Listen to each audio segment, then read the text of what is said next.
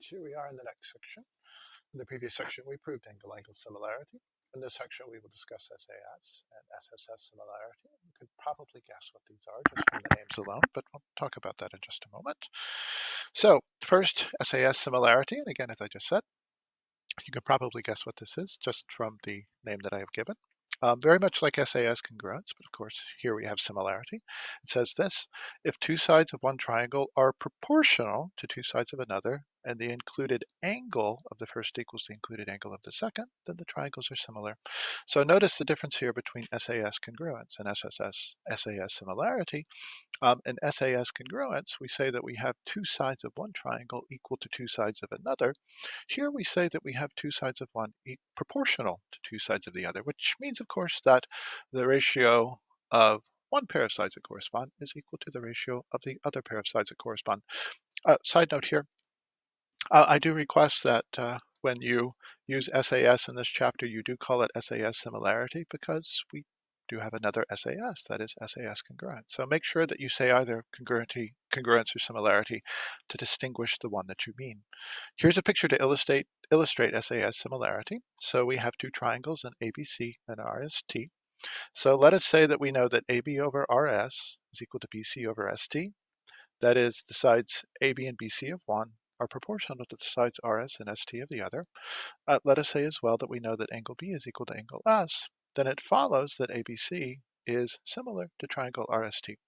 And notice as well, just to make sure you're clear about the structure of this, that two sides of one proportional to the two sides of the other, those sides contain or include the equal angles. It's not some random location for the equal angles, but rather the equal angles must come in between the sides that are proportional. Now, what follows once we know that two triangles are similar, in this case by SAS similarity? Well, of course, we know that other angles that correspond are equal by the definition of similarity, and we know that the final pair of sides is proportional to the others. And again, that's true by the definition of similarity. So for instance, we know that AB over RS will equal AC over RT. That is, the final pair of sides that correspond are proportional to the other pairs of sides that correspond. We also know that the angles that remain, those that correspond, of course, are also equal. So the measure of angle A is also equal to the measure of angle R, and likewise the measure of angle C is equal to the measure of angle T. And that, of course, is just by the definition of similarity now. Once we know that two polygons, in this case two triangles, are similar, we know that all sides that correspond are proportional and all angles that correspond are equal. Now, SSS similarity, it tells us this: if the three sides of one triangle are proportional to the three sides of another, then those triangles are similar. And of course, we know what proportionality means.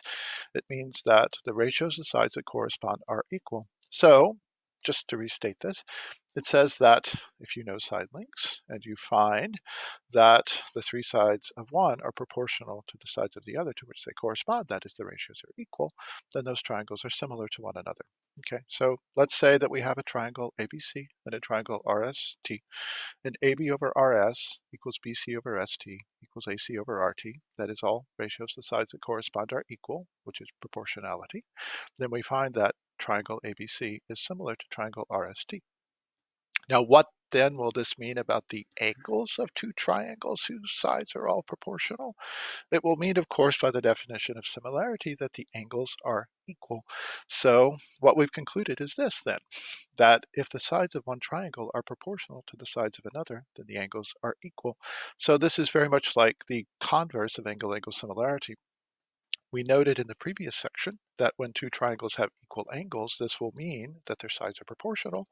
And now conversely, if we have two triangles with proportional sides, this implies equality of angles.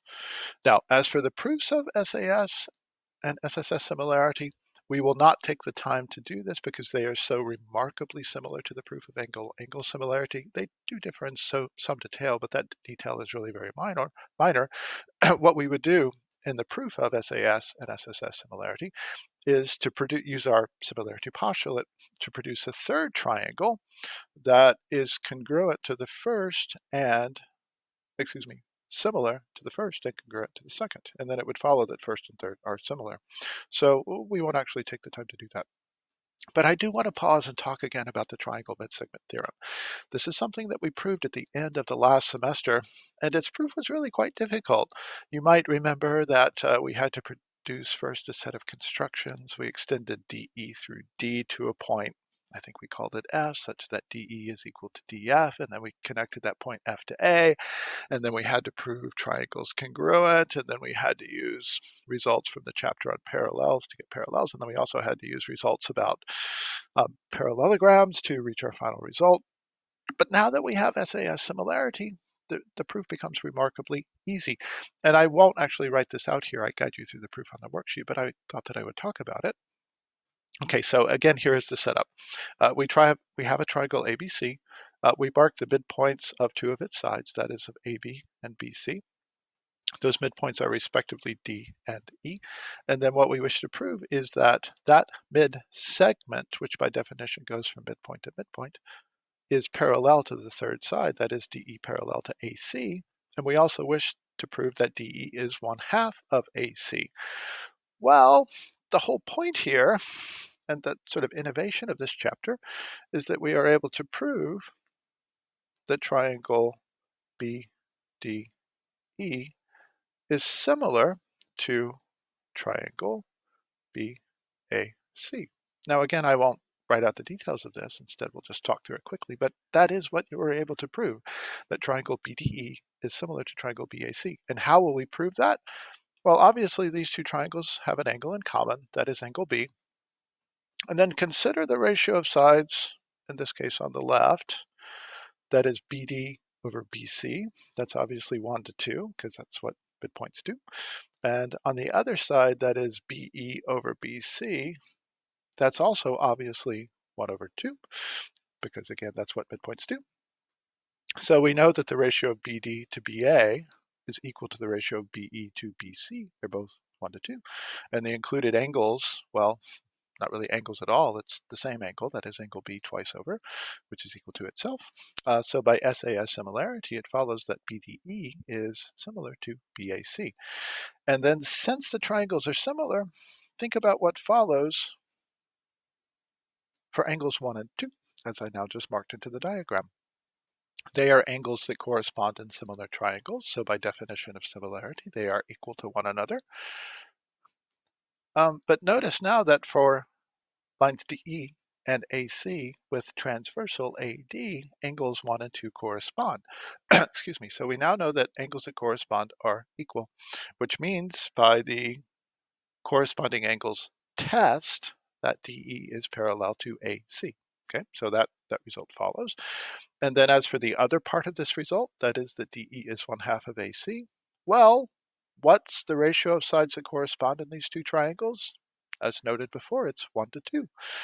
So that means that the ratio also of DE to AC is 1 to 2, now by the definition of similarity, which of course means, just by a tiny bit of algebra, that DE is equal to 1/2 of AC. So just to put this result a bit differently and just to sum it up, when we create that mid-segment, in this case DE, what we've really done is we have scaled down the original triangle ABC by a scale factor of 1/2 and produced a second similar triangle, which means we have equality of angles, and that gives us parallels. And then also we can carry that same scale factor over to the relationship between DE and AC, and it's once again 1/2. So this is a much simpler proof of the triangle midsegment theorem, and that begins to give you some sense of the power of our triangle similarity principles, that is, our shortcuts.